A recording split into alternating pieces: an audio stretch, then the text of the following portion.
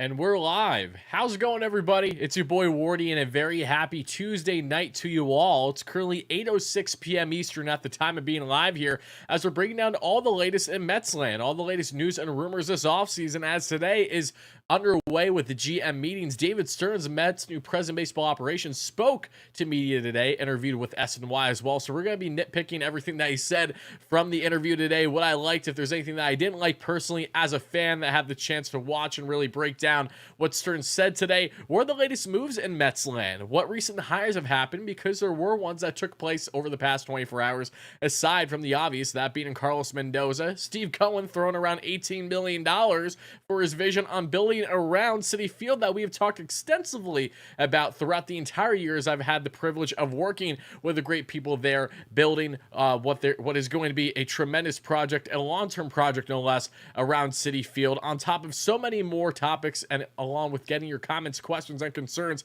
as always. But more than anything, I appreciate everyone first chiming in live and watching on replay. Make sure to smash that like and subscribe button. It's greatly appreciated. We're the largest Mets platform here on YouTube, not directly affiliated with the Mets or SNY, all because of you amazing Mets fans. So grateful and very humble, and also excited and sharing this announcement with you guys. As many of you saw from the community tab on the YouTube channel earlier today, I did have my debut show on Bleacher Report app today. So if you guys are not familiar with Bleacher Report covers all things sports, has all your sports notifications and coverage right there at your fingertips on your phone with the Bleacher Report app. And I've been working with them now, doing some Mets topics, including Juan Soto mock trades. So if you're curious what my mock trades were regarding Juan Soto, make sure to check out the Bleacher Report show that went live earlier today. I have it linked. I will have it linked in the description live show later on after it's live, but it's already an active link for those that aren't aware on the community tab right now, and you can watch it on replay. So even if you didn't chime in the live show, no worries. Make sure you check it out whenever you get the chance, as Bleacher Report and I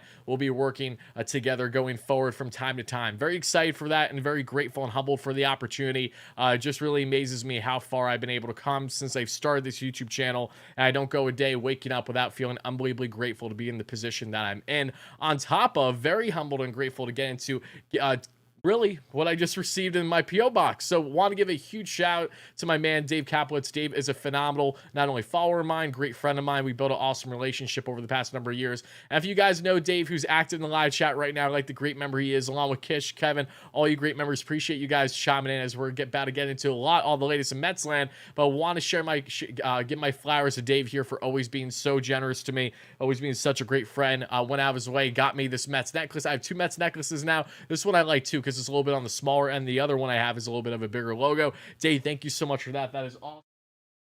Mets lunchbox, which is so sick as well. I don't have a Mets lunchbox like this at all, so thank you so much for that. Really appreciate it, Dave. Dave, I mean, the amount of things all Mets related that Dave has blessed me with over the past couple of years, I mean, continues to blow my mind. So shout out to you. Also want to give a massive shout out as well. And again, Dave, I'm sure we'll be talking off air soon. But Charles, another support. I did not see a note with this package. I had no clue what it was when I went one of my P.O. boxes. This big, bulky box, and I was just trying to figure out, okay, what is this? Because it's light, and I don't know who exactly this is, but Charles, please, if you have my email, reach out to me or over Twitter some way that I can further talk to you and thank you on top of the live show here, but went out of his way to send me 25th anniversary poster of, yes, 1969 New York Metropolitans, which means, if my math serves me correct, I am no mathematician, so I could be wrong. This thing goes all the way back to 1994, which is so sick. Great year. New York Rangers won the Stanley Cup. Knicks fell short, unfortunately. But seriously, awesome stuff. Thank you so much to Charles for that amazing gift. I cannot wait to put it on my wall. I got to start to find more space. I mean, yes, little space right here because I'm still rearranging. I got to figure out how I want this all laid out for next season. But the walls around me that you guys can't see, a lot of them are filled. So I got some figuring out to do where to put all these things. But seriously, Charles, thank you so much for that gift. And the final thing I'll say before getting into the show, and then I'll shut up and stop talking about just me per usual, the giveaway that we did with Mojo DFS, which was the signed WardyNYM jersey giveaway. You might be wondering if I've given that jersey away yet. No, I have not. It was supposed to end at some point in early October. However, the data has been a little bit more difficult to come by than I initially thought for people who sign up to track them down and make sure I know exactly who you are. So I'm still in the process of figuring that out. But rest assured, once I have a conclusion figured out with this WardyNYM jersey giveaway, I will be giving it away to you all. So apologies on the holdup, but we have been 100% true and certain with all the giveaways we've done on the channel. That'll continue. I have the jersey right beside me, as a matter of fact. I just have yet to have a thing properly formatted where I can randomly give away to someone who did the proper steps to enter when Mojo was campaigning with us throughout that time of the season towards the end of the year. But now let's get into the big talk of the town, and that's David Stearns, that's Carlos Mendoza, and that is this New York Metropolitan offseason. Guys, I just want to get some hype in the chat. More than anything, how you doing, you beauties? I missed you. I'm really excited to get back in the groove of these consistent live shows. We have a lot of individual video content I'm excited to roll out with you guys. Should have came out with some videos already, but they've been halted because we're continuing to find out new news and new information, which either erases some initial thought processes of videos, ideas I had, or changes things up a bit and means that things have to be pushed. Because as we speak, currently right now, I have about the next month of content mapped out week to week, roughly, on what I'm going to be doing, on top of breaking news, things that happen that I really don't have control on. So just know that I'm really excited and pumped up to be back in the routine of things, and I'm happy to have you all here with me. And let me give a quick shout out to everyone here watching the live show. Dave, thank you. That's a cooler, by the way. Oh, perfect. Awesome. Thank you so much. I think that's what I meant to say. You know, cooler, lunchbox. I view them like I put them in the same tier. They're around that same way because they have the insulation. You know what I mean? I'm used to lunchboxes that have insulation like that. So point taken, but love you, my man. Happy to have you in here. Tim, great member. Yamamoto, well, again, Tim. Donta, thank you so much. Appreciate the kind words from a Braves fan, no less. Steve Ashford, Curvin, thank you so much for watching me on BR. Really means a lot to everyone that chimed in to Bleacher Report for the live show, the debut of WardyNYM on there. Really does mean a lot. Thank you. Matthew, John, Andrew, going down the list further. Michael, great member. John Rossi says, I like what Stearns has to say today. You and I both, my friend. Frank, Pepsi, Mike, Nixon, Kevin, all you beauties. All right, let's talk. Did I talk about the VP hire already? No, I did not. If you guys would like, it's up to you. You want to start? We can go. Actually, let's do that. Let's start by talking about the other news first, because Stearns is what's going to take up the bulk of the discussion. So I figured you guys might be interested in getting into the other stuff first. So starting with Eduardo Brazulla, who everyone knows, right? Cue the sarcasm, has been hired as a Mets new vice president and special assistant to the general manager. Now, you want to remember that term, special assistant to the general manager, because Eduardo Brazulla is not the only one in that category. The Mets also have a man by the name of Carlos Beltran, who is currently in that position, was the special assistant for the likes of Billy Epler. But now that Epler's gone, is Stearns going to hold and keep him here, or is he going to part with him? Is he going to move him into a different position? And David Stearns' answer to this was, he is staying in the organization. Carlos Beltran will stay as special assistant to the GM, but in this case, the GM is Stearns. He did make note that things will be changing a little bit with his role, having to modify some things, because naturally what Epler had planned for him is not going to be the same plans that Stearns has, because they're not the same people. Even though Stearns had the full expectation that Epler was going to be GM this offseason and working with them, their mindsets still aren't the same, and they're going to see things at least a little bit differently, if not drastically differently, in different regards. So Beltran is staying. So who is Eduardo Brazulla? For those that aren't aware, well, let's talk about him right now, shall we? Eduardo, who the Mets were just bringing in that was just reported today, is coming over from, yes, you guessed it, the Milwaukee Brewers organization. Now, what makes this so interesting about the Mets being able to bring Brazulla over is the long-lasting relationship, of course, that Stearns has had with him. Now, it shouldn't come as a surprise to anyone that David is really going to start to build his front office in part with guys that he has like minds with, but also people that he has familiarity with, that he's worked with. That's why, in large part, Counsell seems so appealing to come to Queens, knowing that you're going to bring someone that was manager while Stearns was at the helm for the Brewers for a number of years. Now I'm going to get into that Counsell discussion here shortly, but to speak further more on Brazulla, thanks to my great friend Will Salmon, who does a great job covering the Mets on the beat through The Athletic, stated how Brazulla was a VP with the Brewers. He spent more than 15 years in Milwaukee. He brings a lot of international, minor league ops, and player acquisition experience. He's going to have his hands on a lot of David Stearns' decision-making, especially when it comes to player acquisition. So just know that Eduardo is going to be playing a hand. He will be a factor into this decision-making when it comes to signing guys, trading guys, keeping guys, letting them go.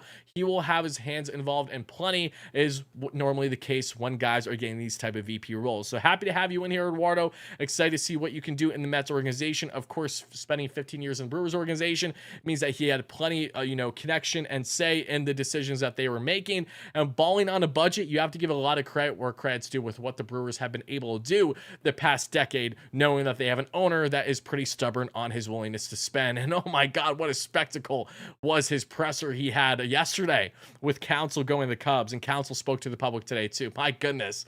My God, my gracious. That's all I have to say.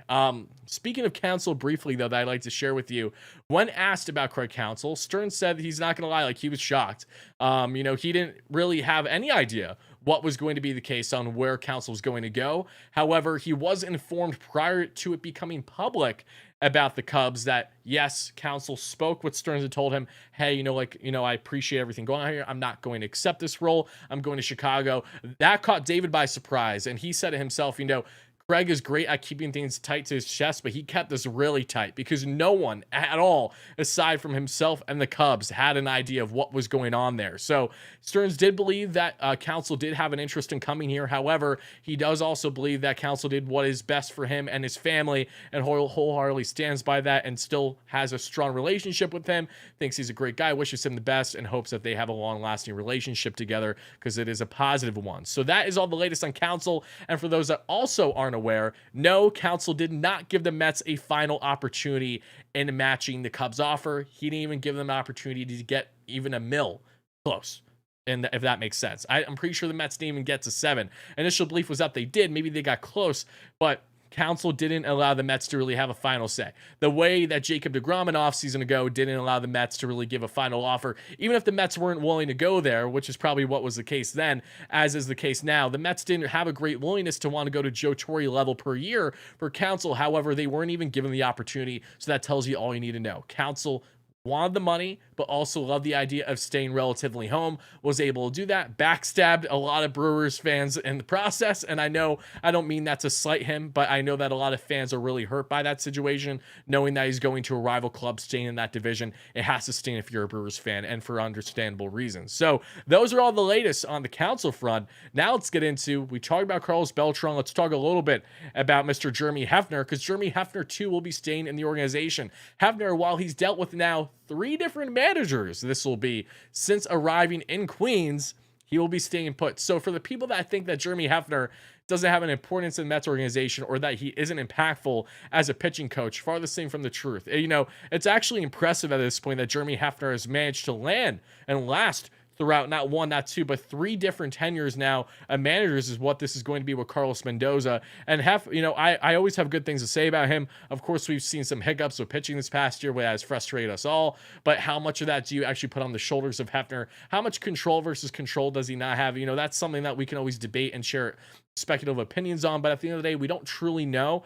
But what we do know is that the Mets do like Hefner. Cohen certainly does, and there's a reason why he's staying put in the organization. So I will leave you with that. But now let's get into talking about, yes, David Stearns and all the remarks that he shared today. A lot of good stuff. And yes, he gave plenty of cliche answers. No different. I mean, you could put Billy Epler, here and Stearns here and mush them together, kind of like side by side, and then kind of phase them together, fading into one with some of the answers, because GMs, president of baseball operations, are going to give pretty clear-cut answers by not saying anything at the same time. Like Buck Showalter and what he famously did during his Mets tenure as manager, and answering a lot of questions while not answering them at all, just being professional. But Stearns, what really stood out to me so much is also eerily similar to Epler, and that's excitement. Billy Epler had a lot of excitement coming into the reins as GM for the Mets, as has Stearns now, as a diehard Mets fan, no less.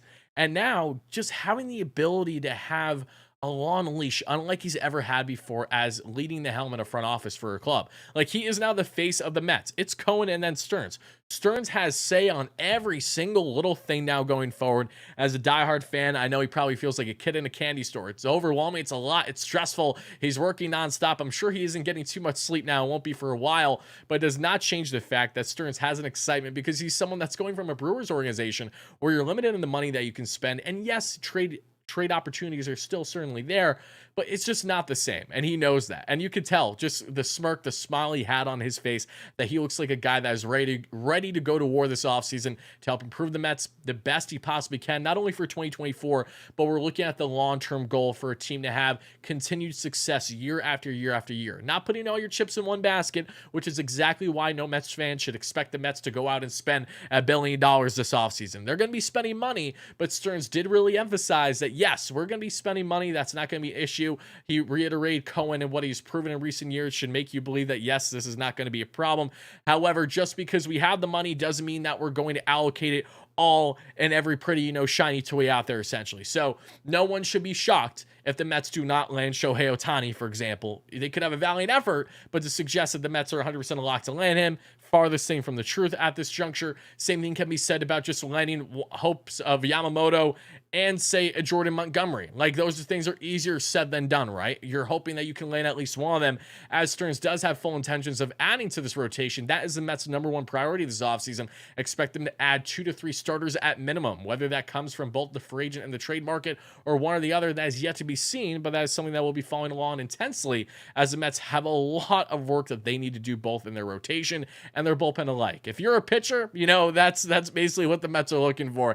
But to what quality, to what degree, again, is what we know to an extent when discussing the Yoshinobu Yamamotos of the world, the Shota Imanagas, the Yariel Rodriguez, and then you, of course, get onto the MLB free agents that have been in the league, and the Aaron Nolas, the Blake Snells, the Jordan Montgomerys, even going down the list of, more veteran guys, even like Kenta Maedes. Like, there's plenty of options out there. Rest assured, the Mets are going to be very involved in this pitching market. I'm excited to deep dive that at further length for sure. But I think something that we need to make sure as fans that we're wary of heading in the offseason, that while things can certainly change, and Mets are in such a great position where even if it's guys that aren't necessarily best fit for the team by position, it doesn't mean the Mets and Stearns are going to just scoff at that idea. They're going to be open-minded. Stearns certainly stated that today, that they're open-minded. And I think one of my favorite quotes I got is the following from David Stearns. And I quote, "I'm not afraid of too many good players in one particular segment." What does that mean? Just because we have a great guy in this one position doesn't mean it's a bad idea to bring in another guy. And then you get creative. Then you put a guy in his second position that usually plays, if at all. Maybe you throw him in DH. You get creative in those situations. And for the Mets here, they want to make sure that they add both depth, but also have flexibility for the young guns this season. So what does this mean exactly? While we don't know to what extent the Mets will be trading away young talent, if at all, this offseason, we do know that for the guys that will be here, should Brett Baty's, Mark Vientos's, and some younger kids, and the Luis Angel Acuna's, the Drew Gilberts, the Jet Williams, guys are hoping to crack MLB level as soon as next season, along with guys that are still trying to get their feet wet and more familiarized and more comfortable at the MLB level, that there's going to be opportunities for them to not only just make their debuts or actually have an impact on the club as the year goes on. So we should not take that as, oh my goodness, the Mets are not going to be putting in any effort for the roster, but we should take this as, okay, 2024, as things currently stand, is still a team that they are fully planning to be heavily competitive, but they also want to be competitive while seeing what they can have in some of their young players. And the young player, aside from Francisco Alvarez, who really stood out right from the jump, was Ronnie Mauricio. So that is another key name to watch, assuming he's not dealt this offseason, as he very well could have a very impactful and important role with the Mets for the 2024 season. So as we talk about David Stearns and everything that's kind of been going on with him from today's discussion, a big takeaway that I had was not only his willingness to part ways with prospects. Should it be right? He made it clear that, we're not going to be doing this every year, right? There will be years where we're parting ways far more than others, but it's all based on circumstances and situation, what we feel is best for the team. And there will be a lot of times where we're really aggressive, and then there will be other times where we are reserved. It just depends on the time, the place, and ultimately what we feel is best for this club for the upcoming season, and of course the ensuing seasons going forward. And that goes in hand with positions. Of course, you might be more willing to have guys on a shorter term contract in this position than say that position, because you know that potential to land someone better could be there in the ensuing years, or even months for that matter, say at the trade deadline. But aside from his willingness to part with prospects if need be, again, very standoffish, kind of in the Billy Upper way, where they'll do it, but only if it really feels that it is right. And that is how every front office head should be thinking. You never want to just be throwing away prospects for the sake of throwing them away. That'll get you nowhere, Brodie Van Wagenen. Thank you very much. But the other quote that really stood out to me, and this comes from, and again, great reporting, as you know, regardless on how we feel. Andy Martino was the one that asked a plethora of questions to David Stearns today, and great question. And when asked about the managerial position, because he couldn't speak wholeheartedly just on Mendoza, because it's not officially official yet that the Mets hired him. So for obvious reasons, they have to keep things at least a little bit quiet. But when asking about what he looks for in a manager, Stearns said yes, he wants someone with constant dialogue and understanding of each other, but also a willingness and to basically, you know, push my buttons, share pushback. So when Martino asked, okay, so you're telling me, so you're okay and even willing and want to see someone like Mendoza have pushback as a manager with you and be collaborative and share this constant dialogue?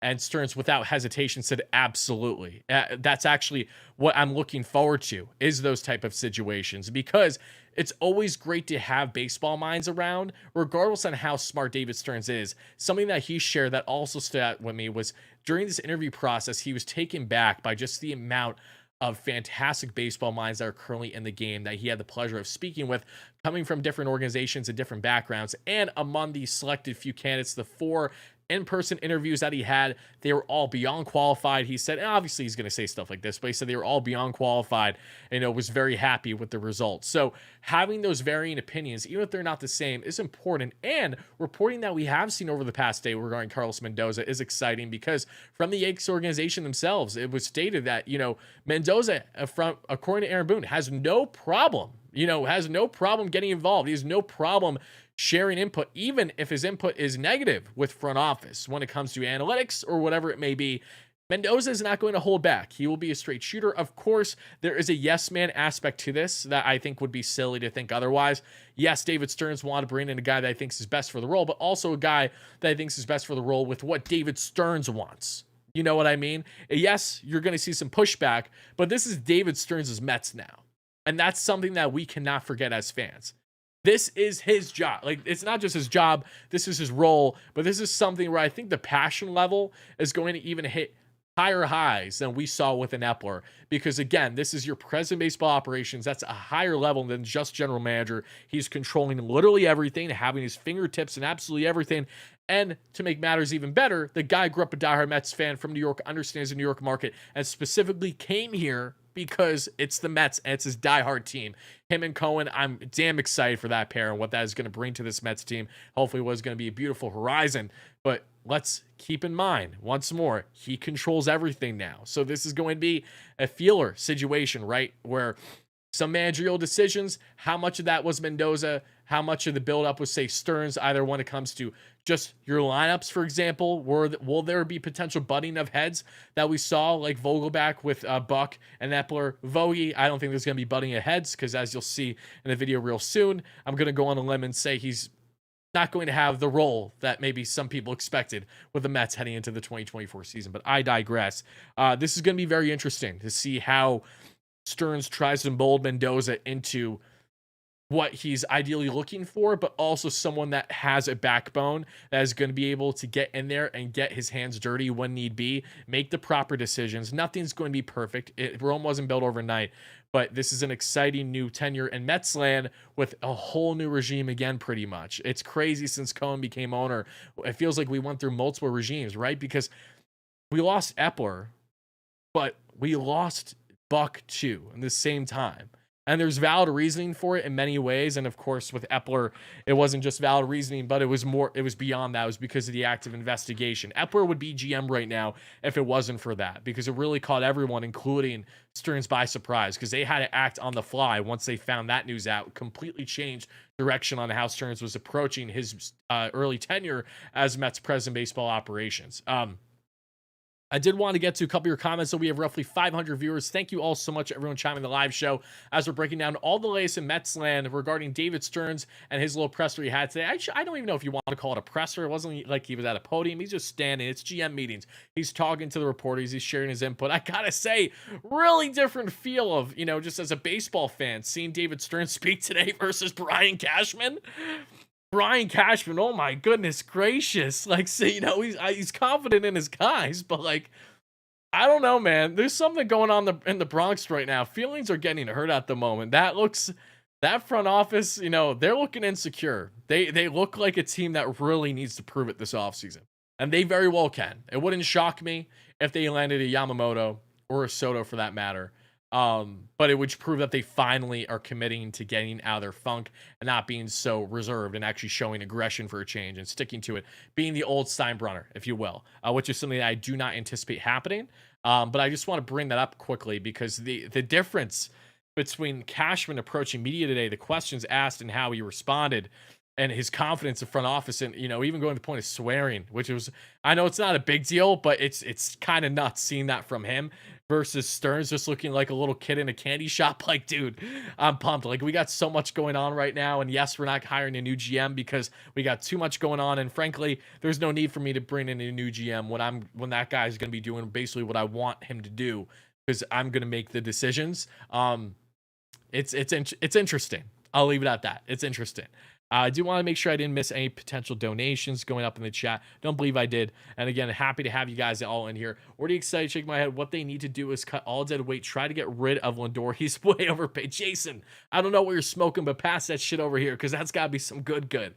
Imagine thinking that cutting Lindor would ever happen in the near future. Should you play restructure the whole team? I mean, whatever play to be. Okay, Jason, with all due respect, sounds like someone who has not been watching Mets baseball. Or maybe you have, but you haven't been looking at the numbers. Because if you have, then you know that Francisco Lindor is essentially MLB's best shortstop, but we're going to ignore that. We're going to ignore that he had yet another fantastic, more power-filled offensive season. Lack of contact hitting, but gap-to-gap machine. Every freaking hit this guy was getting was doubles or home runs, driving and runs without a problem, while the rest of this Mets offense was quite a bit of a struggle throughout the season. Defense of the 90th plus percentile and outs above average. One of the best defenders in the game today. Of course, if you're on a $300+ million contract, you're going to be overpaid, but that goes for pretty much everybody. So the Mets have plenty of concerns and issues that they have to deal with right now. It cracks me up when I see comments like that of people that think, okay, let's go and try to do something that's never going to happen with a player that I think's bad when in reality is really good. I'm just still hung over the whole first bad 2.5 months he had in 2021. You know what I mean? We need to stop with this mindset for the billionth time and focus on the tasks on hand and what things are realistic and are going to change and happen, because something that outrageous is certainly not going to be one of them. Dave, thank you so much for $5. Do you think Stearns gets rid of Vogie again? Yes, I do. I don't think it takes a rocket scientist to figure that one out. Will Cohen be taking a backseat completely now? Not completely, John. It'll be very similar to recent off seasons where I don't expect Cohen to be involved in every negotiation for signing or acquiring a player. However, especially key free agents, when we talk about the Otanis, when we talk about the Yamamotos, and like guys that are really going to be heavy impacts on this club right away, that is where Cohen comes into play, and both him and Alex, TT Alex alike, where they can share their input on what it's going to mean to come to Queens to really help build what they're trying to be, what is a special thing over the course of the ensuing years going forward, and just exciting stuff there. So yeah, Cohen will be involved, but it won't be to the same degree. I can probably say yes on that one. Just a matter of exactly who they're negotiating with. That's where those things vary. Let's see here, though. I did also want to say, and John, Dave, thank you guys for the donos as always, guys. I did want to briefly touch on, because I didn't do that yet. I realized I skipped over it. Cohen's $8 billion Metropolitan Park. Let's talk briefly about that because, as you guys know, I had the privilege of working and helping promote basically what Cohen has been trying to do with having fans share input over this past calendar year, going back to January, as a matter of fact, hosting events at Citi Field and the Piazza Club, and basically having fans come and really share what they would like around Citi Field over the next number of years that they could start to really build and get underway.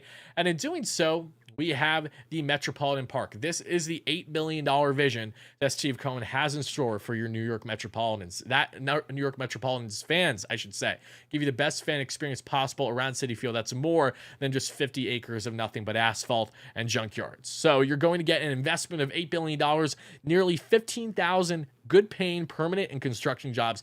15,000 new jobs will be made in the area once this is all finalized, said and done, which is going to take a while. It's going to happen over the next decade. It ain't going to happen overnight, but it's exciting that they're finally starting to get the ball rolling on changing the outside surrounding area of Citi Field, so that way you can get a more either intimate experience or a more entertaining one that has to do with more than just the game of baseball, which is the case with most stadiums that you go to. At least that has been the case for someone like me when I go and attend games in other areas. Even Philly, for example, with Xfinity Live, and that they have 3 different stadiums right there next to each other. It's a fun place. As crazy as it is to say, as someone who despises all Philly teams, but if you're a Philly fan especially, it's a great time, and for good reasons. But 20 acres of new park space and 5 acres of community athletic fields and playgrounds, climate-ready infrastructure including solar, green roofs, and flood mitigation, visionary entertainment complex with a Hard Rock Hotel, live, and that also includes their sports book, live music venue, and gaming, new connections to the waterfront, park, and surrounding community, Queens Food Hall, accessible and renovated mass transit station, improved and modernized road network, bike pass, and parking infrastructure. So that in a nutshell is everything going on that has been widely reported. I'm sure you've seen through articles throughout the day. So if you haven't checked that out, highly implore you to do so. Again, this is something that's not going to be happening overnight, but just exciting, at least for me. I'm looking forward to not only attending games when you have all these entertainment aspects, but also being able to bring family, being able to bring friends. It's going to be a good time, especially for someone like me who doesn't currently reside in New York. It's a hike to get there to begin with. So at least knowing that there's going to eventually be a hotel in place over there, you're going to have a lot of things to make it more entertaining should I want to just stay in the area for, say, a weekend to catch, a Mets series, for example. So I understand there are a lot of people that have concerns about parking, what's going to be happening on that front. I can't really speak too much on that behalf. And again, I don't usually use public transit because I reside in Pennsylvania, so that is definitely more in the jurisdiction for the vast majority of you than it is me. But I can just say that I hope that the park and everything works out. Their goal obviously is to have you use as much public transit as possible. Take the train of the game as much as humanly possible. The less cars, the better. I mean, that shouldn't surprise anyone, basically, is what I'm getting at here. How is the cost $8 billion? Holy hell! The Goomba taxes on construction. Jeff, my man, Jeff Grouse, long time no see, brother. Happy to have you in here. $8 billion. That's just pocket change for Uncle Steve. Another day, another dollar, as they say, right? But no, you're right. It's crazy, but it's New York. So I mean, are you that shocked? Shout out to you, Jeff. Great member, great human being. Happy to have you in here. Give me Yamamoto and Shota. Okay. Thank you so much for the $3 haul, Dave. Love you, my man. Happy to have you in here. Best team gets screwed. Cubs severely overpaid for a manager that has yet to win a World Series. Thank you, Chicago, for overpaying, and thank you, Stearns, for not paying that ridiculous amount, says Webb's Love. Well, again, the Mets didn't even have an opportunity, and the Mets didn't want to. That's another thing, too. When talking about going from Counsell to Mendoza, Stearns, at least in the public eye, reiterated that, Mets are very happy with this decision. And from hearing from Brian Cashman, from Aaron Boone, they had nothing but glowing things to say about Mendoza, honestly, to the point where they seem bothered by losing Mendoza. Like, that's a big loss for them. That's someone that has had plenty impact and plenty say in the organization, not only with Boone, but also sharing dialogue. They're constantly amongst the players and the front office, Cashman himself. So for them to speak so glowingly, and Cashman going out of his way to saying the fact that he hasn't been a manager in baseball already is mind-boggling to me. Like, essentially is what he said. So lots of glowing remarks shared when discussing Carlos Mendoza, the latest hire as Mets manager. And for him, I'm not only excited, but I'm really curious just to see how he goes about himself. I've went on my way to just watch some simple pressers Mendoza has had, because he has actually managed around 24 Major League Baseball games for the Yanks over the past couple years because of Aaron Boone's absence, either because of health or because of being thrown out of games or because of being suspended from being thrown out of the games said the day prior, whenever it was. So he has that experience. Checked out his presser. Obviously, being bilingual, being Venezuelan, is going to bode well in that clubhouse with anyone with Hispanic descent, but especially a guy like Francisco Alvarez, I think is going to bode unbelievably well with Carlos Mendoza. And with Alvarez being the face of the backstop for the Mets, hopefully their catcher for the next decade plus. That too is enticing, exciting. Omar Narvaez, Venezuelan too, but his future isn't going to be nearly as long term as it will hopefully be in the case of Francisco Alvarez. So my question to everybody now is, we're just over the halfway mark here in the live show. How did you feel about David Stearns' remarks today? Do you have a certain takeaway that you would like to share? How do you feel about just all the latest on the Mets front as a whole? Yes, we have so much to get into when it comes to free agent targets, trade targets, the rumor mill. You know the drill. We will be covering all that to a T. We still have the top 5 videos that have to be rolling out over the next week or two. So I'm pumped up to get into all that, but this is the early stages of the offseason, and it'll be happening fast. We're going to continue to find out more Mets hires for their coaching staff in the coming days over the next week plus, on top of their front office. But I want to know, from a fan perspective right now, how are you guys feeling about everything that's currently going on? What do you like? What do you maybe not like? Are you feeling cautiously optimistic? Are you excited about what this offseason is hopefully going to be for this club? Whatever your thoughts are, make sure to drop them down below if you're watching the live chat right now, or certainly everyone else in replay in the comments. While you're making sure to smash that like and subscribe button, thank you all so much in advance. Pat, thank you so much for $5 holla. Pat says, let's wait before I get there. I got to answer. This is a great one. David says, Wardy, you seem like misery. You should also make Jets videos. Thankfully, I'm not a Jets fan, Dave. Granted, the team that I'm currently a fan of isn't much better. I'm a Pittsburgh Steelers fan, so I have to deal with George Pickens drama. Another year with having drama with a receiver that's uber talented, yet is, I don't want to label a head case, but immature. So that's where I'm at when it comes to football coverage. I've been following the Jets a lot, though. I've probably been following the Jets just as much as I've been following the Steelers this year, though, because of my man Richie at Jets Media, one of the best Jets YouTubers out there, and Nick's Media, Nick's YouTuber, in which I do Nick's content on that channel every now and then with him. Does a fantastic job with his Jets coverage, and he's going through all the emotions after what was a ridiculous game. The fact that I decided to prioritize that Jets game when I'm a Steelers fan, no less, over watching the vast majority of that Knicks game last night really pisses me off, because the Knicks balled out. I would have enjoyed watching that every second as a Knicks fan versus just watching the Jets get absolutely whooped in horrendous fashion when I'm not even a Jets fan. Like, what am I doing here? Rip Pedro, yes, 2-year anniversary of Pedro Feliciano's passing, former Mets reliever. What a great he was, and may he rest in peace again. Happy you brought that up, Chris. Thank you for that. Let's see. Alonso will be trade bait. That's a hot topic, and will certainly be one that we discuss this offseason for sure.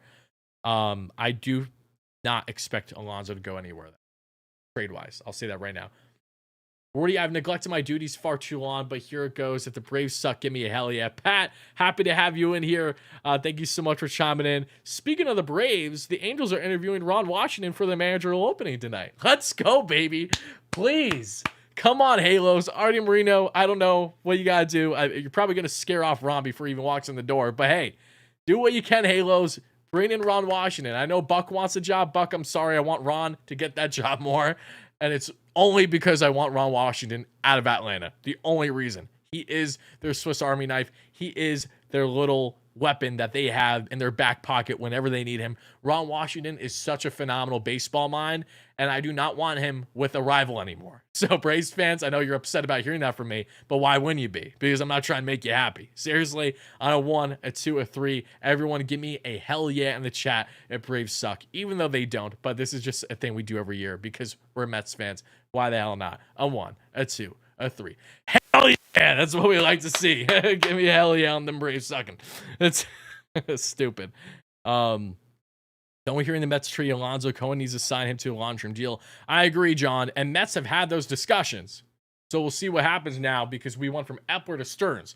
So whatever discussions they had, That was with the previous regime now. So I'm curious to see how David's going to go about it. David did state, though, when he first became Pobo, that Alonso's going to be here. You know, that like he will be here for the next season at minimum, right? So you bring a special feeling to the offseason. Thank you, young man. Reginald, thank you for the kind words. I'm very happy to have you in here. Great member.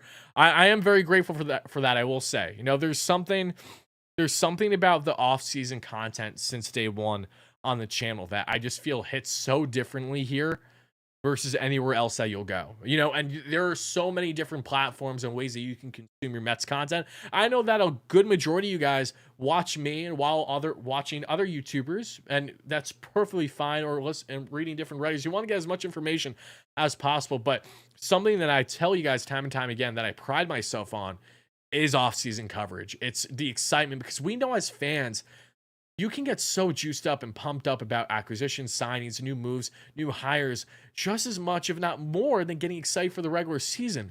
And when the regular season is here, you know it's not a certainty. Look at how horrendous of a season us Mets fans went through. So if there's one positive to take away, even when you know, say, a bad year is going to happen, it's always a nice, refreshing start when you get in the offseason, because you can really see what's going to happen. And for a Mets team, since Cohen became owner, I've had the luxury of covering a club that has had more transactions happen than any other team in baseball, that has had more turmoil, more highs and lows than any other club, I feel like, or close to, and a massive market where everything's reported on, everything's micromanaged to a T. So there's always constant dialogue and conversation. And then to add in, oh yeah, the Mets have an owner that's just willing to throw out the ridiculous amount of money that he does. It just makes it so entertaining. It makes it so exciting. Yes, there's so much heartbreak filled because we get our hopes up on a lot of guys, because the Mets are connected to everyone and their mother and their sister and their brother and their father nowadays, even their cousins. That's how far they're going with their connections. But even though they're not going to land everyone they're connected to, you have that confidence level that the Mets are going to get some guys that are going to give you excitement for the upcoming season, along with the core group that they have that should leave you excited. Headline, of course, by Francisco Lindor and Pete Alonso. I'm very much looking forward to the winter meetings too. I initially had hope of attending winter meetings this year. It's in Nashville in early December. I don't believe that's going to be happening at this rate, unfortunately. I'm hoping next year, though, especially if they go back to San Diego, because my God, is San Diego amazing. I can't get over it. When I went there this summer and hung out with my man Borna at Hogwatch, best Padres YouTuber out there, as we attended that series between the Padres and the Mets. Owner Cohen, Pobo, Stearns, GM Wardy, all Mets fans out of GM. Here's the thing. If I was GM, I would be exactly what David's maybe looking for. I'd be such a yes man. You know, like I'd share some input the best I could. But I would definitely be like, David, whatever you need, bro. Like literally, you need me to shine your shoes? That's fine. You need me to go on 10 calls or talk to 10 different teams about one single player? That's perfectly fine, bro. Like whatever you need, I got you. Like that ain't hard on my part. Oh, Rangers just scored again. It's 3-0 New York Rangers over the Detroit. I almost said the Detroit Lions. Jeez Louise. Or the Detroit Red Wings for my hockey fans out there that are Rangers fans. Our holiday tradition. They really are, John. They really are. I appreciate the donation. Thank you so much for the support. Nashville is amazing. No, so I've heard. I'm just saying, like they've been in San Diego a lot. So especially if they're in San Diego next winter, I will do my best to be there. Meetings are in my city this year, so I'm going to check it out. Have a fantastic time, Boomerang. That's awesome. We all thought last year was the year. It's going to be hard getting as excited this time around. Get me Yamamoto will be easier. Well, if I'll be frank, Kevin, like I'm not heading into 2024 and thinking it's the year for the Mets. But I think the beauty about that is not having that expectation is what's going to help this team thrive, just like how it did in 2022. This year, the Mets had a ridiculous expectation heading into the year. Again, for valid reasons, given the money that they were spending in the roster they constructed. But those expectations were heavy early, and they just couldn't even remotely meet them. Heading into the 2022 season, all Mets expectations were to just make playoffs and go from there. They exceeded in a lot of ways with their regular season performance, but unfortunately had such a downward spiral when it mattered most at the end. The Arizona Diamondbacks won 84 games this season and went to the dance. The Philadelphia Phillies the year prior just snuck into playoffs and went to the dance. This playoff format has shown and proven to us that you do not need to be the best team on paper, even remotely close. You just need to be hot at the right time. You need to get in there. Just get into playoffs, and truly anything can happen. And what we have learned in recent years is that, especially if you're a top dog in the NL, and you're a choke artist. Like, that's the reality of it. The Dodgers, the Braves, especially, they regular season performance is great and all, but man, oh man, this playoff format just has everything to toss up, which is why I'm excited for next season. But I'm just, I'm going into it just kind of like going with the flow, basically. I'm not going into it like, oh my God, it's World Series or bust, because I don't think that's the case for the Mets. And I don't think that's really the mindset that they have heading into next year. And I also think that that is going to bode them well once we get to the trade deadline in the summer and ultimately the final stretch before postseason play. So that's really kind of where I am at with how I feel as a fan. So I'm curious if you guys feel the same or if you're different. Yeah, seriously, says David. They bombed that whole season because nobody on that roster can handle that pressure of expectation to a degree. To a degree. I mean, handling adversity is no easy task, right? And some guys do better than others, and not having the right mentality, especially in the clubhouse, if that was ever the case, like those things come into play. So many factors. Am I still doing a Rangers review, Dave? Not at this current juncture. Maybe at some point again. Unfortunately, just given my current schedule, it has not been available to me. I mean, literally, I have the Ranger game on tonight, but this is the second or third Ranger game I've even been able to watch semi of this season because of how hectic my schedule's been. Last thing I want to do is be doing a podcast consistently, mind you, or I'm not being genuine. Like, I don't want to go up there and talk about the past 4 or 5 games if I only watched tops one of them live. It just doesn't feel the same. That's why when it comes to Mets games, more often than not, when I'm going live, when I'm doing my coverage, I just watch that game. So I'm live reacting. Like I just witnessed it all like you guys. I'm able to share proper analysis that way. Good question, though. Let's see. Pat, thank you so much for the $5. Pat says, saw the Braves are doing improvements to Truist Park. They added 20 porta potties. Killing me, Pat. Oh, you're killing me. That's funny. Bet should go big at Tyler Glass now. Definitely a trade topic that we can get into this offseason. Natural concerns with his health. But yes, I mean, I love Tyler Glass now. Always have. Just about how healthy he can be. But definitely a name. And with how the Rays operate especially, yeah, there's certainly potential there in that trade market. Just voting your local election. Nice. Exercise your rights. Attaboy. Love to see that. The Cleveland Guardians had the best tweet today. No one can even touch them. They went out and they said, make sure you go vote, but spelled in Stephen Vogt's name. It's just a photo vote. Awesome. As a new manager. Love that. What's a big free agent pitcher is a lock for Mets to sign? No one is a lock for the Mets to sign. No one. I think let's start there. When it comes to external targets, no one is a lock. I can't sit here and tell you that Yoshinobu Yamamoto is 100% coming to the Mets because that's not true. The Mets have a very good chance at landing him, but so do the Yankees, so do the San Francisco Giants, so do a couple other clubs. Like, I can't. I wish I could, but I don't want to give you guys that false hope and expectation because I know that there are times in years past where we have unintentionally done that. So I'm really trying to do my best, especially this year when it comes to coverage. And I'm going to be as blunt as possible as I can with you guys. But of course, there will be times where even if it's more wishful thinking, we have to talk about it. And I'm still going to be excited. Hence Shohei Ohtani. Like, any and every Mets linkage with Ohtani, we're going to be talking about to a T this offseason. Regardless on if that leads to the Mets landing him or not has yet to be seen. But rest assured, we will still be having those thorough conversations. Get as many Tylers on the Mets as possible. That'll lead them to success, surely. Hi, Ori. Do you think Mendoza will bring ex-Yankees as coaches or more of a veteran ex-managers or ex-players as coaches? Great question, Butch. I have seen from recent reporting from Mike Puma of the New York Post that the Mets are weighing veteran options for their bench boss. Guys like Gabe Kapler, Phil Nevin, and others have come to mind. These are guys I've recently managed as early as this past season at the MLB level that could bring more of a veteran mind that knows how to properly manage in today's game right away with Mendoza, kind of help feel things out for him. I could see a world where someone from the Yankees organization comes over the Mets. I don't foresee to be much, but I could see it happening with at least one individual. Again, that too is yet to be seen, but it is a good question though. I like that because, we don't know truly yet, but we will find out soon. I can tell you that much over the next week or two. I'm going to Mets City Field, but at least it got me some Wardy to get through it. A Mets fan here moving to Dallas. Oh, sorry to hear that, JT, that you're going to be missing City Field, but I wish you the best with your work. I mean, that's always that just because you're moving doesn't mean it's a bad thing, right? So wishing you the best with all that, JT, and I'm happy to have you in here. I'm happy that you're enjoying the content. Let's see, Wardy, what do you think about the Mets trading for Louis? I mean, I love Luis Robert. He's one of my favorite players in the league in the AL. If they miss out on Soto and Otani, definitely White Sox are a name that for another offseason we will be keeping close attention to, because this is a team that is in full sell mode. Their GM came out today and said that no one is untouchable. What a shit show! I mean, what wasted potential.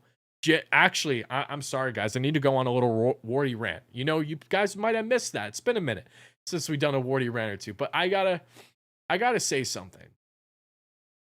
Number of years ago, we're talking like as soon as Lucas Giolito was traded from the Nationals to the White Sox for Adam Eaton, I decided to hop on the Chicago White Sox bandwagon to familiarize myself more with the American League, to give me an excuse to start watching more of the American League. Because I really didn't have a team that I had any interest in watching or following for a bit. White Sox, up and coming team, seeing what they have in a young Giolito, seeing what they have in a young Yoan Moncada in that Chris Sale deal, seeing what they have in Luis Robert, seeing what they have there in my goodness, Eloy Jimenez, let's go Andrew Vaughn more recently, etc. So many pieces there, pitching wise, between Kopech and others like Cease, who had an up and down year. Definitely a name I'm going to discuss this offseason for sure. The amount of talent that they've had on that roster in recent years, injuries aside, because injuries suck, do not get it twisted. The amount of talent that team has had over the past couple years and managed to waste it by having the fucking, pardon my French, but having the audacity to hire a clear drunk, a man who should not be in baseball anymore, who had to abruptly end his managerial tenure because of these issues. Like, why? Why would you even let yourself get to that point? This guy was so bad. There's a clip, and I will never forget it, from like 2 years ago, of a White Sox fan howling at him, saying, hey, bring in so-and-so to pinch run at second base. He looks at second base. He brings in the damn player. Like, damn, do the White Sox piss me off. So much waste. So much waste. Daniel, I spoke on Brazil earlier in the show. Highly implore you to check that out. That was actually our first discussion, one getting into these topics tonight. But guys, we are going to be wrapping things up in just the next minute or two. But before I get out of here, is everything but the Mets. Ian, I talked extensively about the Mets here, okay? And I had to go on a little rant. Let me have this, okay? It's my entire channel is dedicated to just one team. It's okay if I go on a little rant here or there that's unrelated to the club at hand at the moment. What do you think about Seth Lugo return as starting pitcher number 4? I don't know how I feel about a Lugo return. It really will be indicative on the Mets' interest in that front. And Lugo, I still think, while he definitely impressed in large parts last year, is not sustainable enough of a starting pitcher, especially if you get Yamamoto and you already are looking at a 6-man rotation again for next year. Because Stearns highlighted today that he wants to be familiar and have an understanding with Senga on where he's at comfortability-wise for next year, because a lot of work was done with him in what was a great rookie season, but Stearns doesn't have that same familiarity with him that Epler, of course, did. So needs to feel out and understand, can he handle, pitching every 5th day? Like, is that something that can be done? Or, especially with Yamamoto, we're 100% going to need a 6-man rotation. And Stearns was very open and honest. Oh my God, the Rangers are winning 5-0 now against the Red Wings. If you're a Rangers fan, you love it. If you're an Islanders fan, a Devils fan, a Flyers fan, you hate it. If you're a Red Wings fan, I don't know why you're still watching. And if you're me, you're happy. Let's see. Wouldn't be opposed to Lugo returning. Yeah, I don't know. I have concerns with Lugo's longevity too as a starter. That was a big question mark I had. And don't get me wrong, he definitely was solid for the Padres this past year. But reliability-wise, too, if the Mets bring in Yamamoto, I think I want some more certainties and guys in the innings that they're able to eat. And that's where Lugo and that reunion could be a problem, in my opinion. And thank you for the bless you, Drew. But guys, that is what I'm going to leave you with. I'm going to wrap up the show now. I want to thank you all so much for watching live or on replay. This is our first of what is going to be a plethora of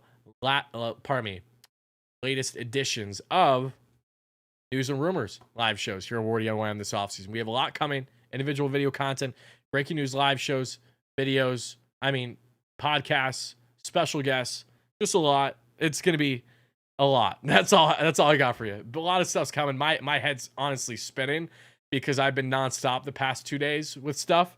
all work related. So I'm just happy to be back in the flow of things. But rest assured, we got a lot of things coming, Mets fans. Buckle up. Next steps, more front office hires, more coaching staff hires, and then let's get into those free agents. Let's get into that trade market. Let's have some fun. Let's have an offseason, baby. Have a great rest of your night, day, evening. Whenever you're watching this, make sure to check out the Juan Soto mock trade discussion that we had on Bleacher Report. I will have that linked again in the description of this live show in a mere seconds at the time of recording this. Thank you so much. And as always,